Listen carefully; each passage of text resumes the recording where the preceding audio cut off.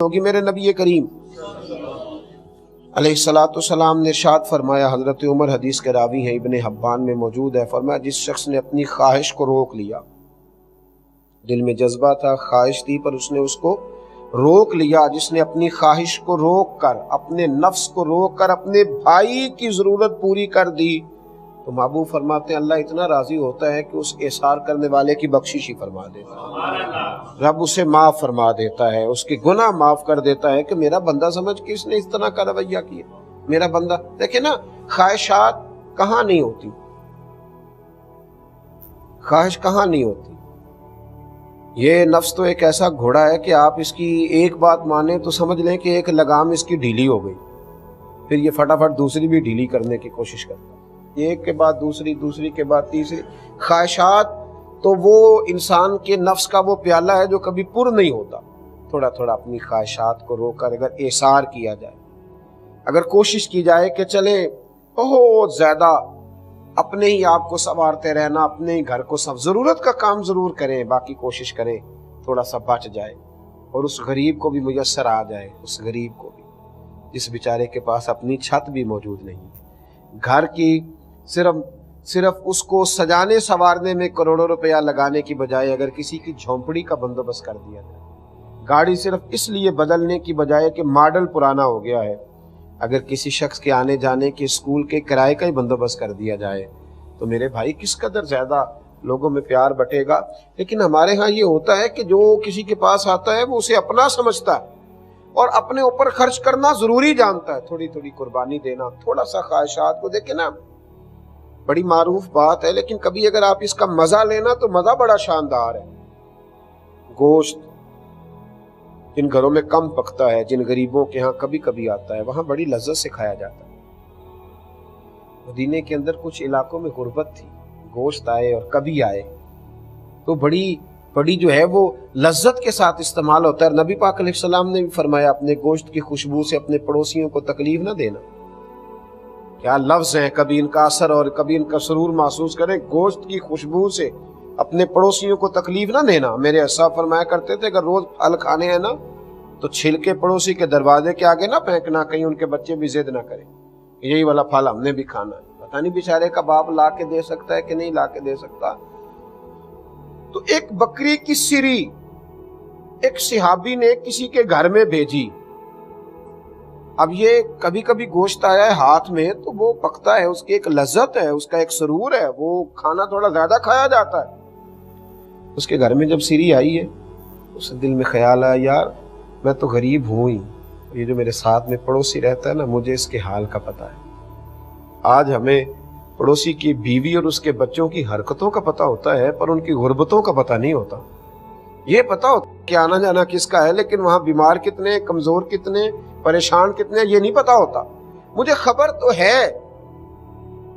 کہ میرے پڑوسی کے بچوں کو کتنا دیر ہو گئی گوشت نہیں کھایا، تو اس نے نا سری ساتھ والے پڑوسی کے گھر میں بھیج دی۔ جب اس کے گھر میں آئی تو ماں باپ نے میٹنگ کی، بچوں کو بٹھایا، کہا تحفہ تو ہمیں ملا ہے، کھا تو ہم سکتے ہیں لیکن تمہیں پتہ ہے ہمارے ساتھ والے گھر میں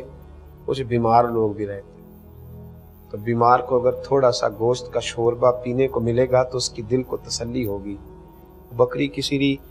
تیسرے گھر میں گئی، تیسرے نے چوتھے کے گھر میں بھیج دی، چوتھے نے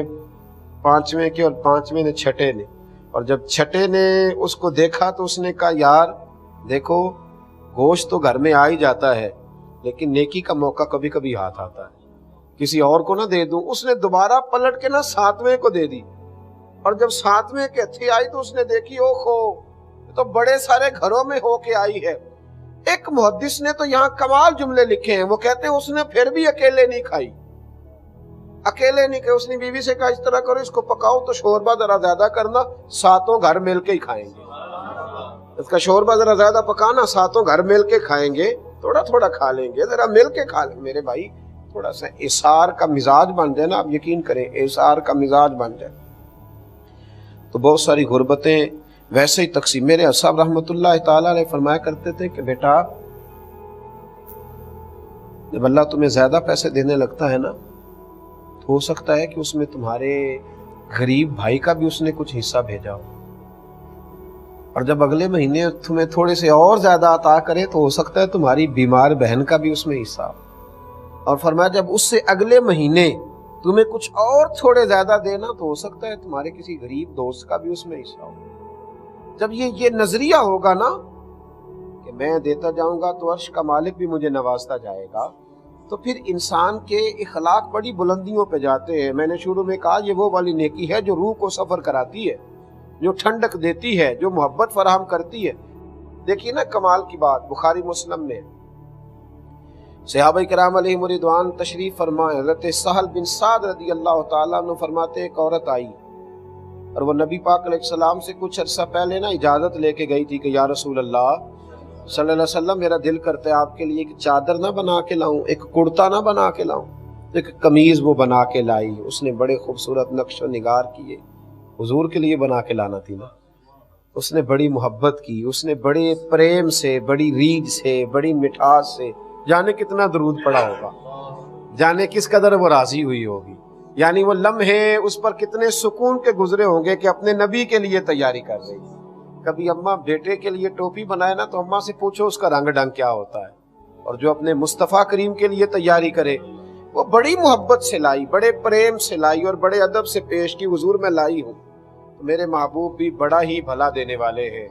محبتوں کا جواب بڑی محبتوں سے دینے والے ہیں۔ نبی رحمت علیہ الصلوۃ والسلام اسی وقت اندر گئے، اسی وقت جب وہ قمیض بنا کے لائی، اندر جا کے حضور علیہ السلام نے جو کرتا پہنا تھا اس کو اتارا، اور جو نئی قمیض وہ صحابیہ بنا کر کے لائی تھی حضور نے فوراً پہن لی، اور پہن کر صحابہ کے بیچ آئے۔ صحابہ کے بیچ جیسے ہی حضور آئے نا تو ایک صحابی، بعض شارحین نے نام لکھا ہے کہ غریب صحابی نہیں، حضرت عبد الرحمن ابن عوف تھے، مالدار آدمی، حضور کی طرف دیکھ کر کے عرض کرنے لگے حضور کتنی پیاری لگ رہی، ایسے لگتا ہے کپڑا بھی آپ کے لیے بنایا گیا۔ حضور کیا انداز ہے، کیسے فٹ آئی ہے وجود اطہر پر، کیا بات ہے محبوب، بڑی پیاری۔ تو حضور فرمانے لگے تمہیں زیادہ پسند آ گئی ہے، زیادہ پسند ہے؟ ہاں۔ فوراً اللہ کے محبوب اندر گئے۔ دیکھنا یہ خاصا مشکل کام ہوتا ہے۔ میں نے کہا کہ چیز کوئی پرانی ہو جائے تو بٹتی ہے، نئی ہو اور پھر ہمیں پسند ہو اور پھر زمانہ تعریف کرے اور اس کو کسی کو دے دیا جائے، یہ کوئی اتنا آسان نہیں ہوتا۔ لیکن قربان جاؤں محبوب تیری اداؤں پہ، قریب محبوب اندر تشریف لے گئے، اور اندر سے حضور علیہ الصلوۃ والسلام نے، وہ خاتون تو جا چکی تھی خوش ہو کے کہ حضور نے پہن لی، محبوب نے پھر پرانا کرتا پہنا اور نئی کو طے کر کے نا جناب عبد الرحمن ابن عوف کے ہاتھ میں تھمایا، اور حضور دوبارہ حجرے میں چلے گئے تو لوگوں نے کہا عبد الرحمن یہ تم نے کیا کیا؟ تم دیکھتے ہو حضور کی کرتا نور پر پیوند کتنے لگے ہوئے، حضور تو قبول ہی نہیں فرماتے۔ صحابہ کرام جب کہتے ہیں تو کسی پر بوجھ بننا پسند ہی نہیں فرماتے، تو آج اگر محبوب نے قبول فرمایا، تم نے طلب کر لیا، تمہیں ایسا نہ کرنا چاہیے تھا۔ جناب عبد الرحمن نے بھی جو جواب دیا وہ بھی بڑا کمال ہے، رو پڑے، فرمانے لگے تمہارا کیا خیال ہے، پہننے کے لیے لی ہے، یہ تو حضور کے وجود سے لگ گئی ہے، اب مرتے وقت گھر والوں کو وصیت کروں گا کہ اس میں مجھے کفن دے دیا جائے۔ پس مردن فرشتوں نے جو تلاشی لی تو کیا نکلا، فقط ایک دل کے گوشے سے خیال مصطفیٰ نکلا۔